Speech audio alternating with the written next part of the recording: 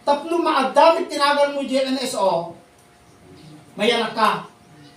Nung ka mayanak, hang ka may registro. Mga kaibigan, sa oras na ito, atin pong pag-aralan yung tungkol po sa kahalagaan ng bautismo. Gaano ba kahalaga yung bautismo? Bakit kailangan gawin? Yan ang ating aalamin sa video na ating maririnig, mga kaibigan. Kaya sana po ay huwag po kayong lilipat ng channel. Panuorin po ninyong mabuti at unawain. Napakahalaga po ito bilang tagasunod ni Kristo. Ituloy natin. Di pa nagbautisar kang absat, pan nakaiyanak. Pan nakaiyanak. Iti espiritu. Wenno na espiritual apa nagbiag. Doktrina day ti Biblia. Ket hanak agi sursuro ti doktrina ti doktrina. Ti sursurok doktrina ti Biblia. Isu nga si LG kakenhaan. Karapatan nga ramiden may anak ka kumakina po Diyos tapno may surat tinagal mo di libro ti biag. Amen. Aduda iti aghanghangad ore dagiti apostol. Ijay libro iti Marcos kapitulo 10 versikulo 37. Marcos kapitulo 10 versikulo 37. Di pa nagbautisar ulitek impalawag ko dahito idin. Baka agdapay haan kanyayo. Ito kahit kung may punto dito'y dahito'y bautisar doktrina ti Biblia. Doktrina ti mayat nga sumurot ken ni Kristo. Ibig sabihin, uray anya nga relihiyon tayo mo, dapat lang agbautisar ka, tadeta ti sursurot ti Biblia. Laksid mo di relihiyon ngayon mo, hanga Biblia susurutin na. Okay lang di dyan. Okay.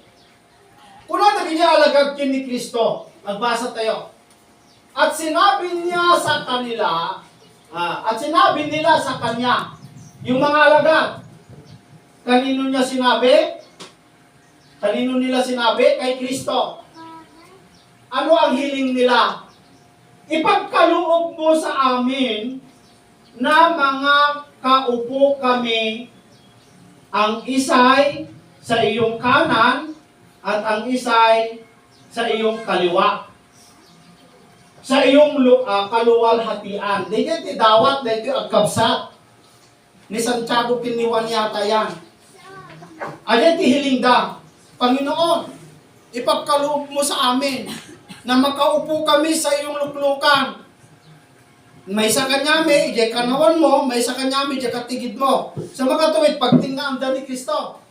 Kasi ti kayat da. Sumbat ni Kristo, datapot sinabi sa kanila ni Jesus, hindi ninyo nalalaman ang iyong hinihingi. Mga kainom baga kayo sa sarong aking iinuman? Abay, ada pala, ada kayong inuman ni Kristo nga sarong. Hanap pa ininuman. Iinuman na. Tayo lang. Future, no? Sa sarong aking iinuman o mga babautismohan sa bautismo na ibinautismo sa akin. Past tense. Kahit na sabi na bautisaran maalayo? O dagay nalalaing ang muda nito pagpaka. At ang bautismo ni Kristo, kinadapay ti inuman na nga saro. Kit ko na nagiyag mga alagad, kaya't mi kumaag, tugawag to, dyan makanawan mo, dyan makanigit ti maysa. Kung ano gusto, mo mo daw dawatin niya. Mabalin nyo ayat, ti uminom, iti saro nga inuma. Kaya mabalin nyo ayat, ti agbautisar, iti nakabautisara. Sagot na gaya alagad. At sinabi nila sa kanya, kaya namin. Abay, kaya da kanong ti agpabautisar na Kim kaya da kanumit ti uminom. Ije saro. At sinabi nila sa kanila, at sinabi sa kanila ni Jesus, makayat sa amin tayo.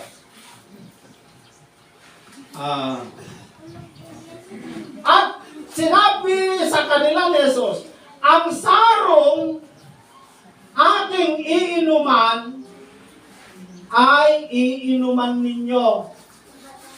No kayang sumunod tayo ni Kristo, no niya di ininuman ng saro, inuman may.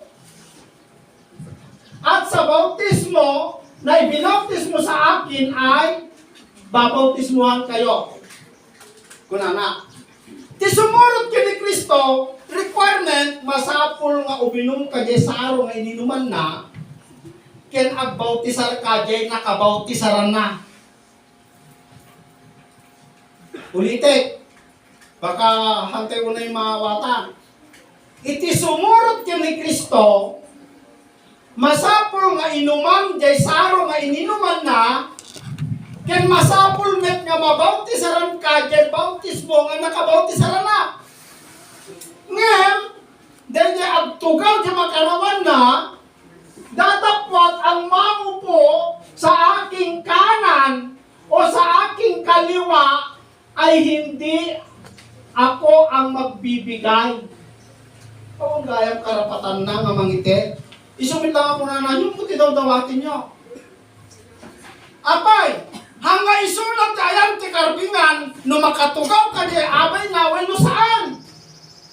Datapwat, iyaon, yung agtugaw, ay para sa kanila na mga pinaghahandaan. Ayan. Dayag tugaw kanu jay nuklukan abay ni Apo Jesus. Haan nga ni Apo Jesus timang ngedeng. Ngem adda ti naisagana nga tugaw ijay. Sino? Revelation chapter 3 verse 21. Revelation chapter 20 verse 21. Ang magtagumpay saan? Doon sa saro. Doon sa bautismo. Nabautisaran ka. Uminom ka di saro. Ang kamit tagtagumpay. Makatugaw ka nga raw. Ulitin. Ang magtagumpay ay aking pagkakaloobang umupong kasama ko. Saan? Sa aking luklukan. Gaya ko naman na nagtagumpay. Nagtagumpay siya eh. Uminom ng saro, nagtagumpay eh. Nagbautisar, nagtagumpay eh. Gaya ko naman na nagtagumpay at umupong kasama ng aking ama sa kanyang luklukan. Wow, kakatugaw kay amin eh. Hindi madali requirement. Masapon nga uminom ka di saro nga inuman ni Kristo ket mabautisar ka ije bautisar nga nay bautisar kanya na. Matthew 3:11. 13. Matthew 3:13. Nang magkagayoy, naparoon si Jesus mula sa Galilea at lumapit kay Juan sa ilog ng Jordan upang siya'y mabautismuhan niya. Datapot, ibig siyang sansalain ni Juan na nagsasabi, kinakailangan na ako ay iyong bautismuhan at ikaw ang naparito sa akin. Ngunit, pagsagot ni Jesus, ay sinabi sa kanya kay Juan, payagan mo ngayon. Bakit? Sapagkat ganyan ang nararapat sa atin, ang pagganap ng buong katwiran. Nang pagkagayoy, pinayagan niya siya. Idinawatan ni Juan, kasya, masapong magbautisar. O sige, may katwingan din. Yan. Yun ang requirement. Para makatugaw ka, ijay-luklukan ni Kristo, makasama kanya sa kanyang kaharian, kailangan ipasa mo yung requirement. Mawatan da ka sa? Nalawag bit siguro eh. Iso nga idadapan nagbautisan di siya niya people, pinigila. Ay mo na nga tatisaw-sawin na dito, ay ko na. Diyan likod. Ah? Diyan, sir. Apay. Okay, umunit tayo baset. Anya ba di jay bautisar? Apay, kailangan pagtagumpayan. Eh, naglakalang ba? Kailangan magbatok. Masapor ba magtagumpay kay jay? Ayun ang mahirap. Kung lumalim ka na, eh, di ba pastor kami naman minsan, ang bautisar kayo, tatlo may salangan kayo, o di kasi lang kalangkahan daw mo jay unig. Apay, eh kailangan mong pagtagumpayan yun eh. Kung pagtagumpayan mo, ibig sabihin mahirap doon. Amen. Mayat kayo? Persecution. Bakit ka magtagumpay kung hindi ka nakipaglaro?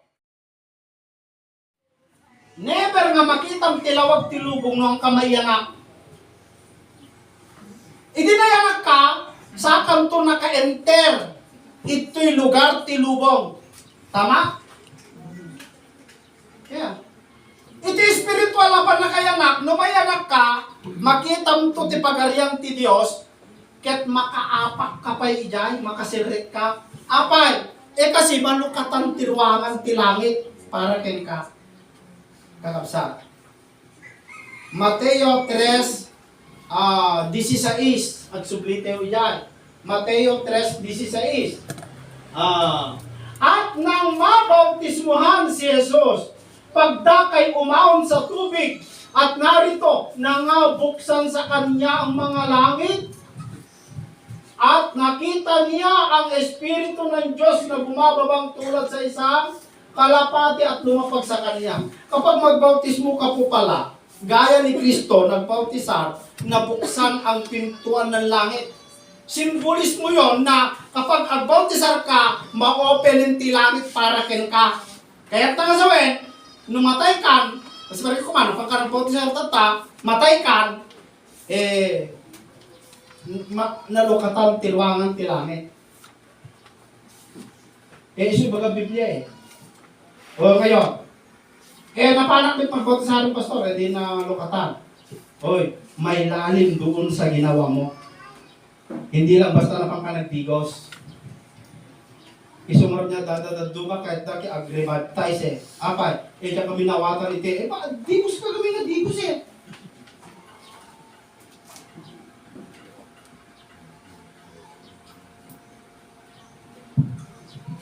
Gusto na?